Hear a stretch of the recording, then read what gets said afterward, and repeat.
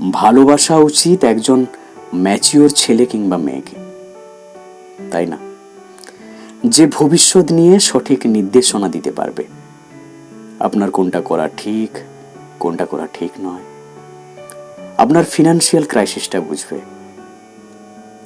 কিছু মেয়ে আছে আজকাল বড্ড বায়না করে, আজকে আমার ওটা দরকার, এটা দরকার। এরকম করবে না।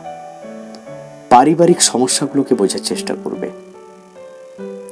সর্বোপরি একে অপরের নীরবতাটাকে বুঝবে। আপনার মন খারাপ কেন? যার সাথে সব সমস্যার কথাগুলো মন খুলে বলা যায়, যে তোমার অভিমানগুলো না বলতেই বুঝতে পারবে।